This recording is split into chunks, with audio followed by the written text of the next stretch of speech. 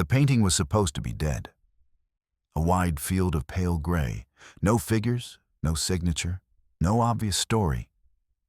The kind of empty canvas that makes donors nod like they understand something profound, and makes interns whisper, "Is this a joke?" It hung in a quiet gallery behind clean glass, under lights tuned to flatter every brushstroke it didn't have. Miles turned those lights off, not with drama, just with the tired confidence of someone who has spent his life around fragile things. He stepped to the control panel, clicked the room into darkness, and lifted a small cylinder-shaped lamp from his bag. It looked harmless, like a flashlight you'd keep in a glove compartment. But it didn't shine steady. It pulsed, soft, rhythmic flashes, bright, dim, like a heartbeat you could see. The gray canvas stayed gray for a second. Then it twitched, not physically, not in any obvious way. But the surface began to reveal faint differences, tiny ridges and dips that weren't visible under normal light. Miles angled the lamp and changed the pulse. The effect sharpened.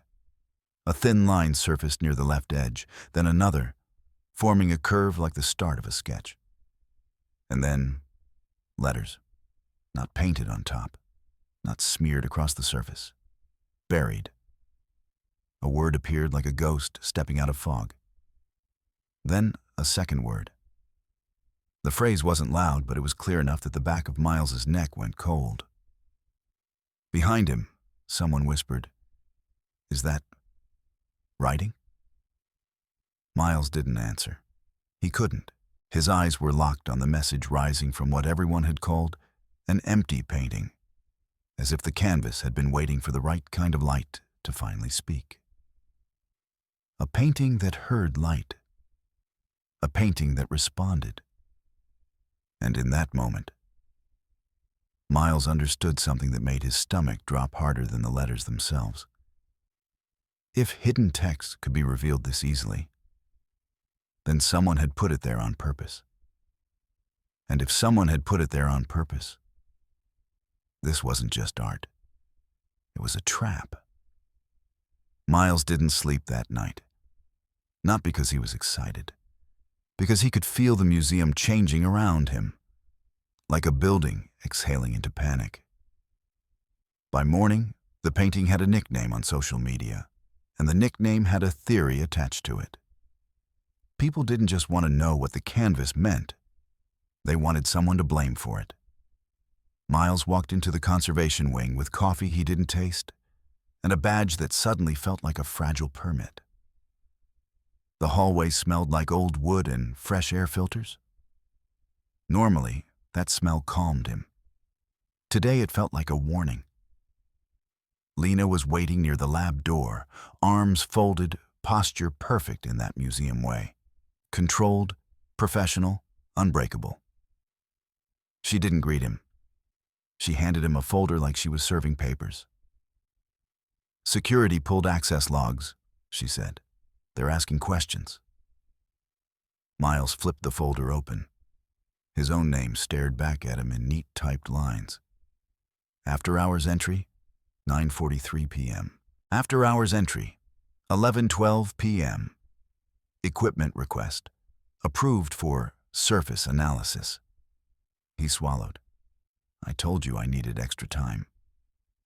"And I told you to route it through me," Lena replied. Her voice wasn't loud, but it carried the weight of someone protecting a narrative. "The board thinks the painting was swapped. A blogger claims the empty canvas in our gallery isn't the same one in an old catalog photo." Miles felt a cold flush move through his chest.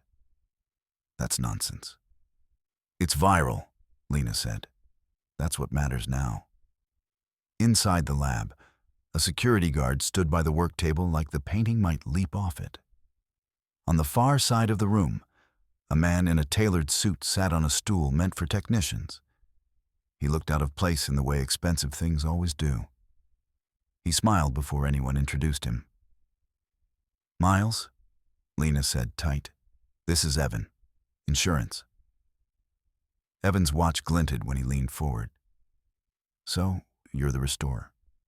Conservator, Miles corrected automatically. Evan's smile widened as if correction amused him. Right. The person who touches the priceless object. Miles didn't like the way Evan said touches, like it was a dirty verb. Lena tapped the folder. They want a timeline. They want reasons. They want to know why you were alone with the canvas. Miles looked past them, to the painting itself. Still pale gray, still pretending to be empty. Behind glass, under safe light, it looked innocent again. That was the worst part. The canvas could hide, Miles couldn't. I wasn't alone with it, he said. There are cameras in the gallery. Evan raised an eyebrow. Cameras don't show what hands do. They show what stories can be told. Miles felt his pulse jump. I didn't swap anything. Lena's eyes flicked toward the guard, then back to Miles. Then prove it, she said. Softer now, almost pleading. Because if you can't, the museum takes the hit, and you take the fall. The words landed like a verdict. Miles understood the stakes in a way he hadn't last night, standing in the dark with a pulsing lamp. This wasn't just about a clever hidden layer. This was about trust, money, reputation, things that broke faster than paint. He set the folder down, steadying his hands on the edge of the table. Give me 1 hour, he said. Evan chuckled. 1 hour to do what? Miles looked at the gray canvas, and then at the people waiting for him to fail. 1 hour, he repeated, to make it talk in a way no one can call a trick. Miles wheeled the rig out from the storage alcove like he was rolling a secret into the open. It wasn't large, it wasn't flashy. It looked like something you'd expect in a hospital hallway. An adjustable arm, a compact light source, a sensor head the size of a small apple, and a laptop strapped to the frame with tape that had been replaced too many times. Lena watched, tense. The guard watched, wary. Evan watched the way gamblers watch a dealer's hands. You brought that in, Evan said, as if the rig itself were a confession. I requested it, Miles answered. That's what the paperwork says. Surface analysis, non-contact. Lena frowned. You didn't say it could reveal writing. Because if I said that, Miles replied, you'd hear magic trick instead of measurement. He positioned the rig a safe distance from the painting. No touch, no pressure. He checked the mount twice, then 3 times, like a pilot checking straps before takeoff. Then he faced them. Here's the rule, he said. The painting doesn't glow. It doesn't project messages. It does something simpler and weirder. He held up the pulsed lamp they'd seen in the gallery. Light isn't just brightness. It's energy. When you shine light on a material, some of that energy gets absorbed. And when something absorbs energy, it warms up. Evan crossed his arms. Paint warming up doesn't sound like a revelation. Usually it's not, Miles agreed. Because the warming is tiny. Your hand can't feel it. Your eye can't see it. But now imagine I don't shine the light continuously. He clicked the control, and the light began to pulse. Fast, precise, almost like a silent drumbeat. I flash it, Miles said. Over and over, so the warming happens in pulses too. He pointed to the painting without touching it. Warm things expand, cool things contract. That's basic physics. So when the light is pulsing, the surface is expanding and contracting in microscopic amounts. Not enough to see, not enough to damage it, but enough to make the surface vibrate. Lena's eyes narrowed. You're saying the canvas vibrates? Everything vibrates, Miles said. You, me, this table. The only difference is scale. We're talking micro, like a whisper so quiet you can only hear it with the right ear. He tapped the sensor head on the rig. This is the ear. The guard leaned in despite himself. It's a microphone? A kind of microphone, Miles said. It detects tiny pressure waves. The painting sings back a small acoustic signal every time the light pulse hits. Not a sound you'd hear with your ears. A signal you record and analyze. Evan's smile returned, thin. And that tells you what's under the paint? It tells me how the paint absorbs light, Miles said. Different pigments absorb differently. Charcoal absorbs strongly. Some iron-based pigments absorb in their own way. Varnish absorbs differently than oil paint. And layers matter, because the upper layer will respond first, and deeper layers respond with a tiny delay, like an echo. He turned the laptop so they could see the screen.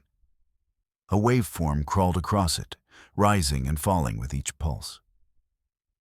This line, Miles said, is the painting's response. Now, watch what happens when I change the pulse speed.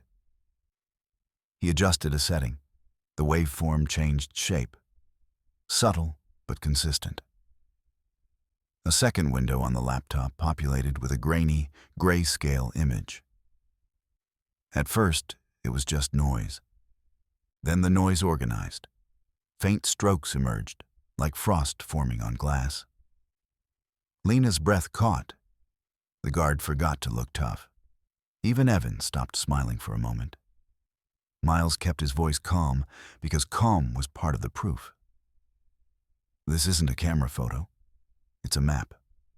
A map of absorption differences. Where the hidden layer absorbs more energy, it warms and vibrates more, so the signal is stronger. Where it absorbs less, the signal is weaker. He pointed to a faint curve on the screen. That's an underdrawing. And if there's text in a pigment that absorbs differently from the gray top coat, it appears too. Evan recovered first. And if it's an artifact, a glitch, a pattern your software invents? Miles nodded once. That's why we do this like science, not like theater. He reached for a blank test panel on the shelf. Modern canvas, known pigment, nothing hidden. He ran the same scan. The results stayed flat. No letters, no curves, just a uniform field. Then he grabbed a training canvas he'd prepared months earlier, with charcoal marks sealed under a painted layer. He scanned it. The underdrawing emerged exactly where he knew it was. Control. Then known sample. Then the unknown. Miles turned back to the museum painting. Now we do it again, he said. Same distance, same settings, same rules. He started the scan, and when the hidden strokes emerged, steady, repeatable, impossible to hand-wave away, Miles didn't look at the screen. He looked at Lena. This, he said softly, is how we read layers without opening the work. Then he glanced at Evan. And this, he added, is how we separate a story from a measurable truth.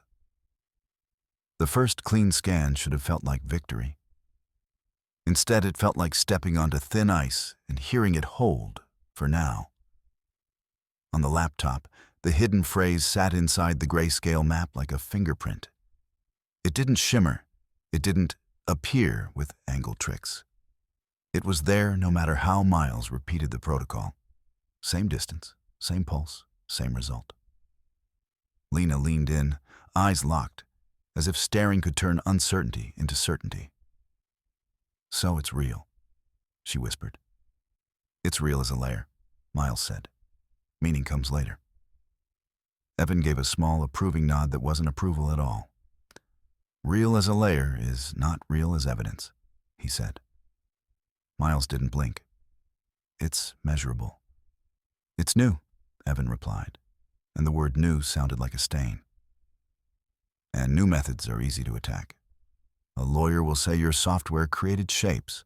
A critic will say you saw what you wanted to see. A reporter will reduce it to mysterious flashlight reveals secret message. Lena's mouth tightened.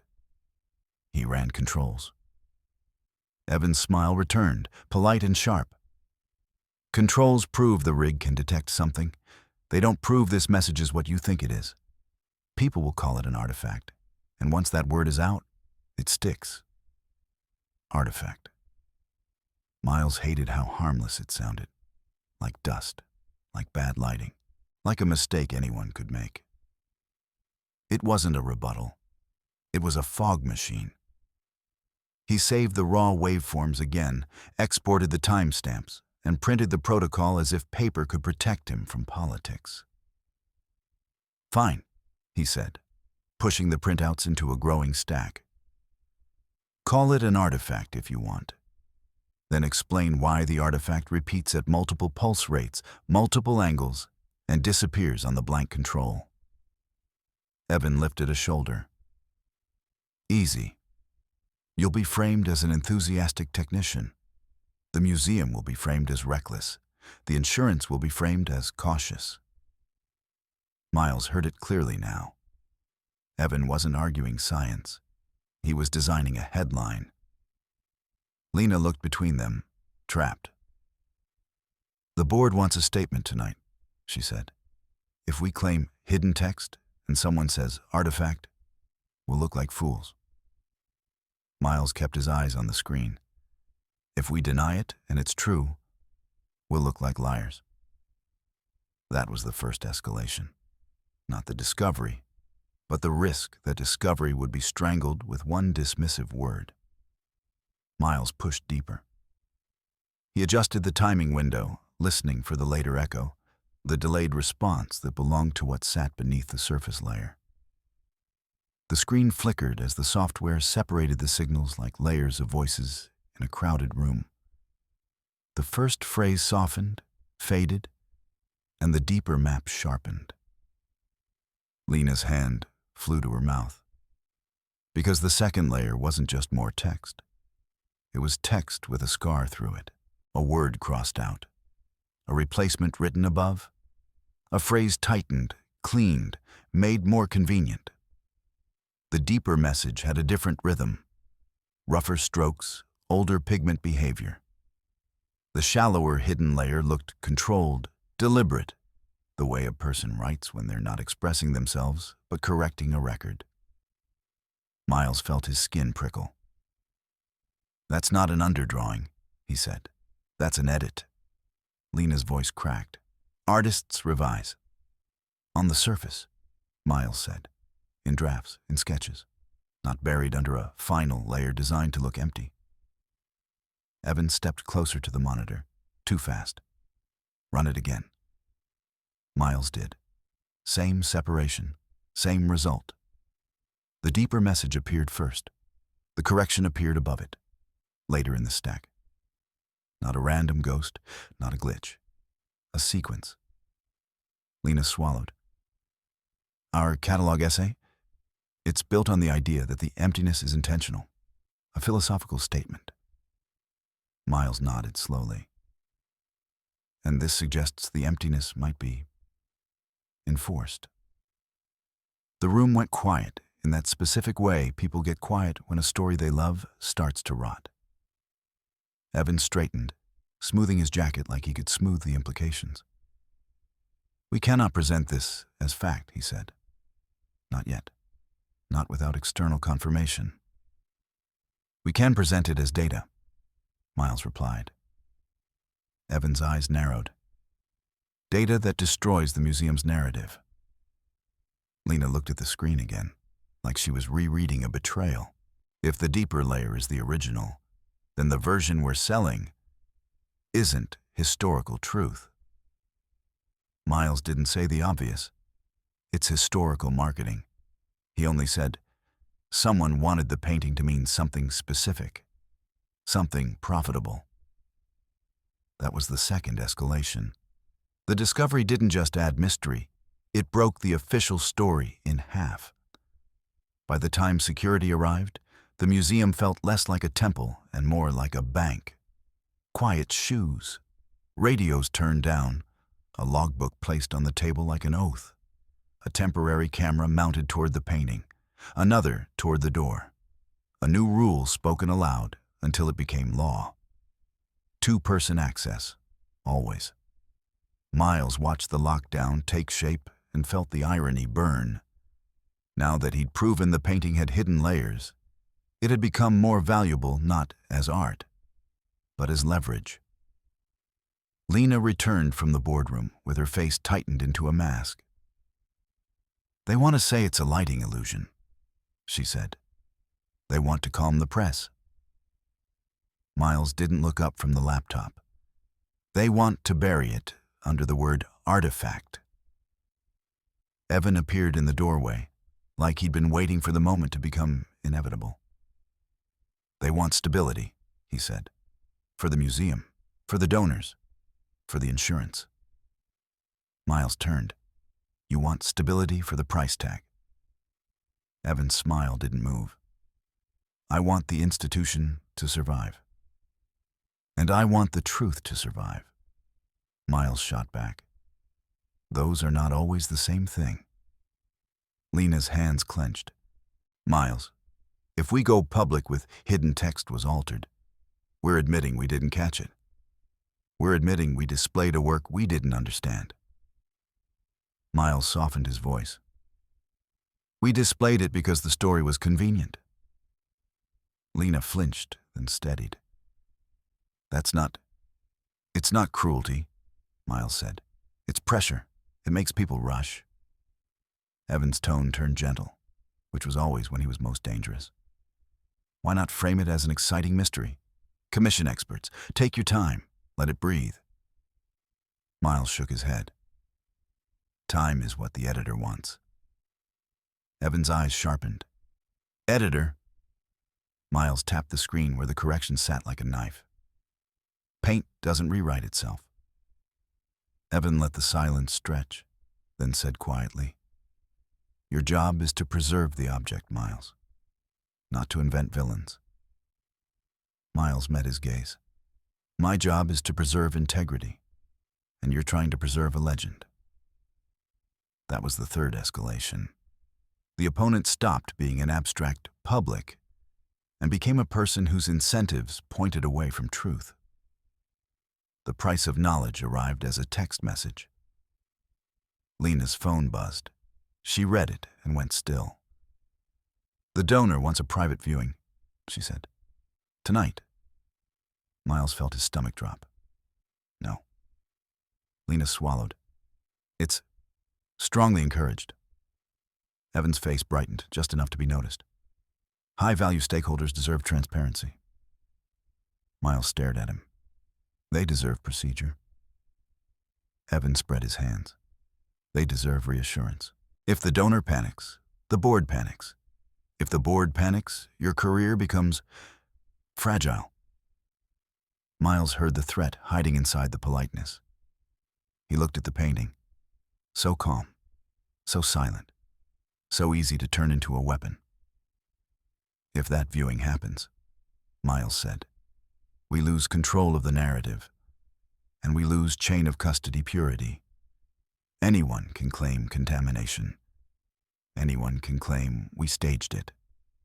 Lena's eyes flicked to the guard, then back to Miles. "But if we refuse, the donor calls the board, and the board calls, and I become the easiest problem to remove," Miles finished. Evan nodded once, like he appreciated the realism. "Now you're thinking institutionally."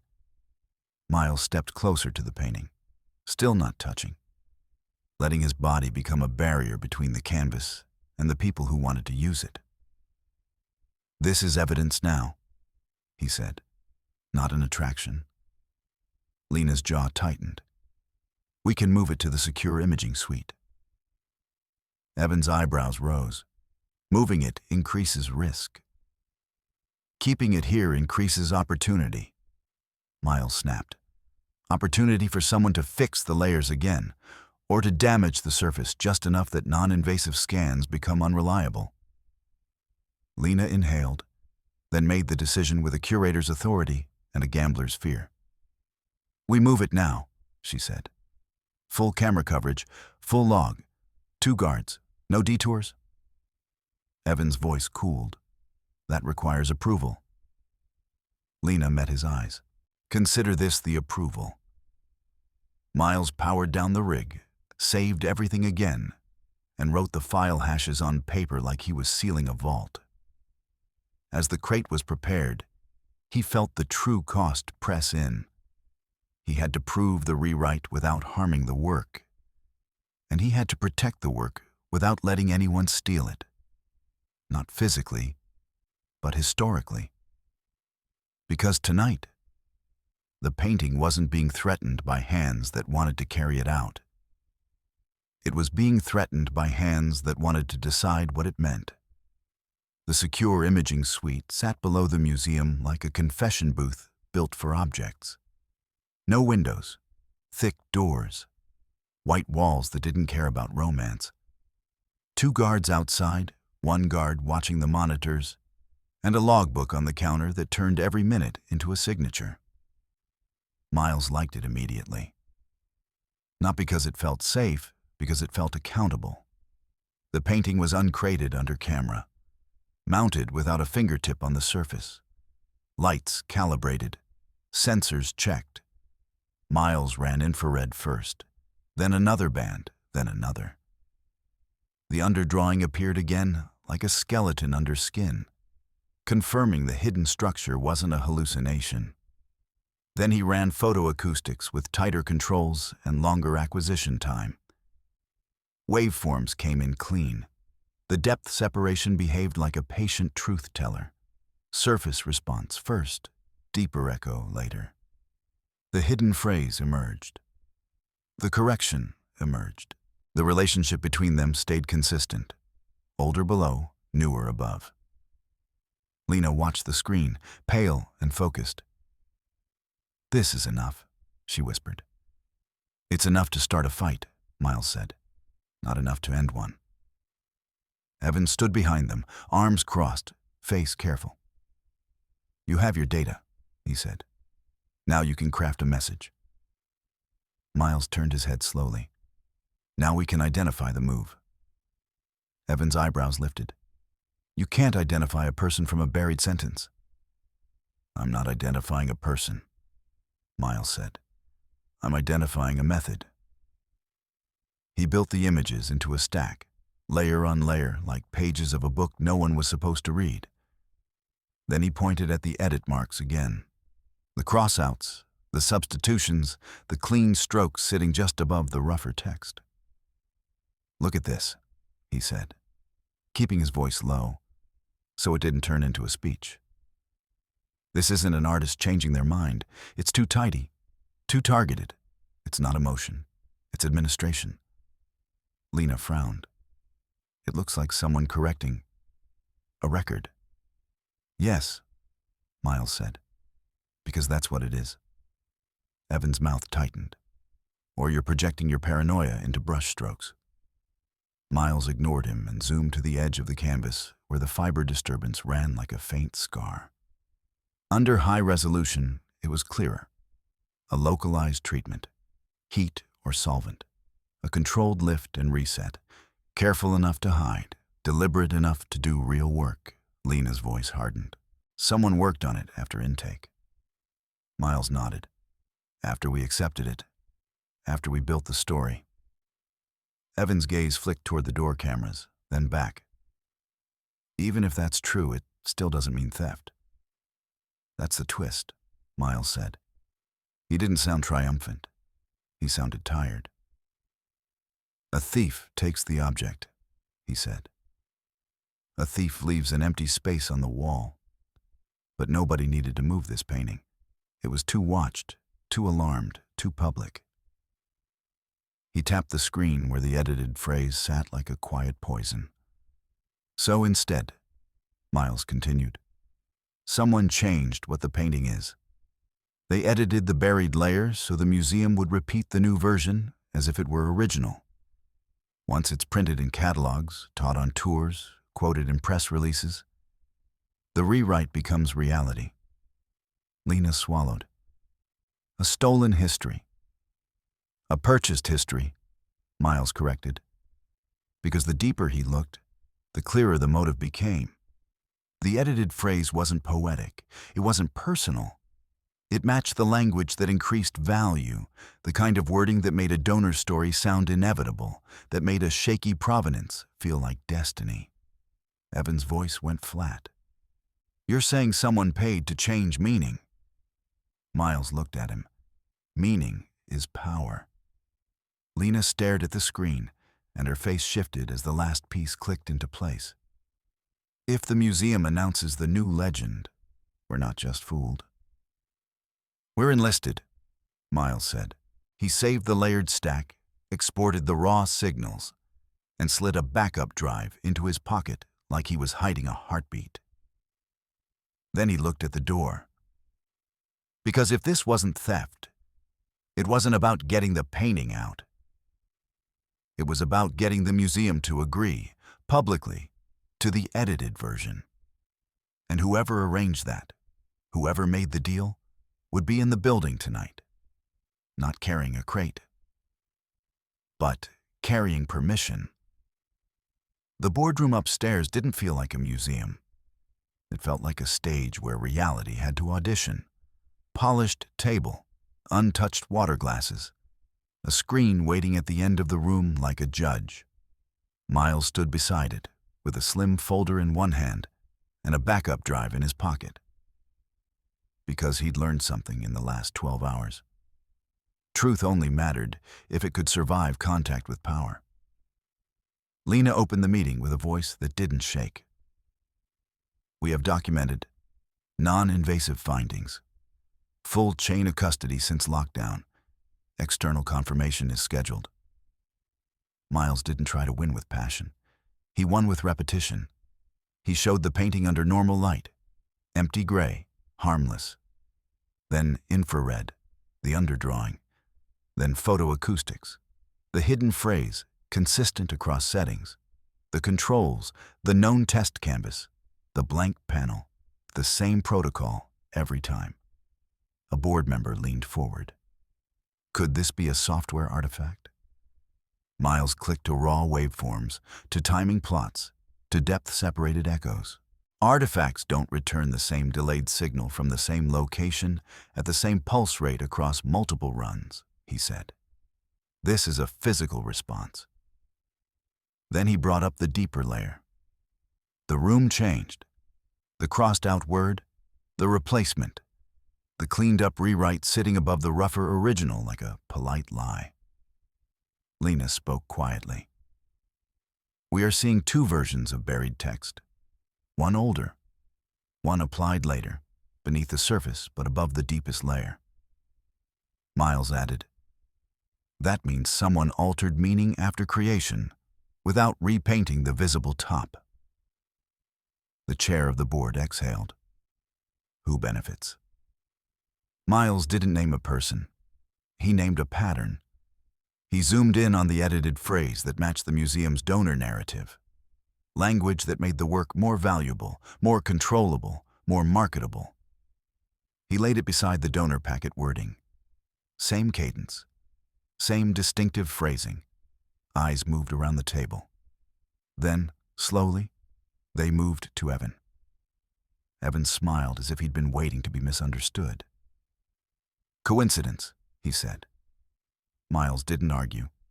He opened the chain of custody log, highlighted the single gap before display, and then pulled up the security still. The attempted board-cleared visitor at the imaging suite door minutes after lockdown began. The goal wasn't to steal the canvas, Miles said. It was to steer the first official statement, to lock in the edited version before anyone could verify the layers. The chair stood. Security will escort Evan out. Legal counsel will be notified. All external access is frozen. Evan's composure held for one breath, then cracked into something colder. Truth is just what people repeat, he muttered as he was led away.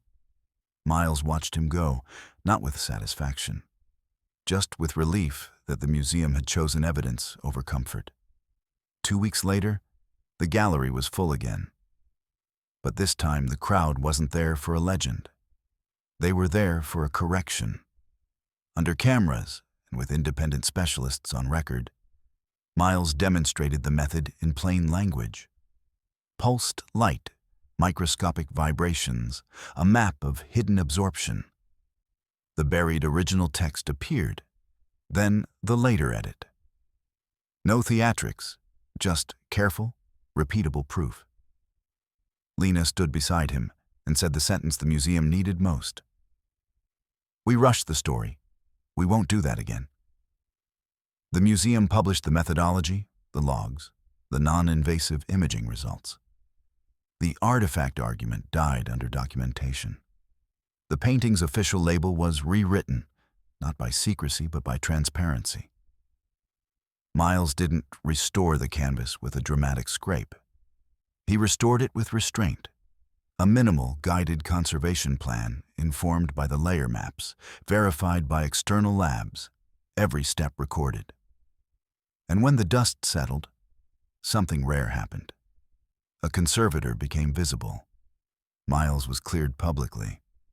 His name moved from suspicion to respect. Invitations arrived from major conservation institutes and museums overseas. Not for fame, but for the one skill that mattered now. He had learned how to make paintings speak without cutting them open.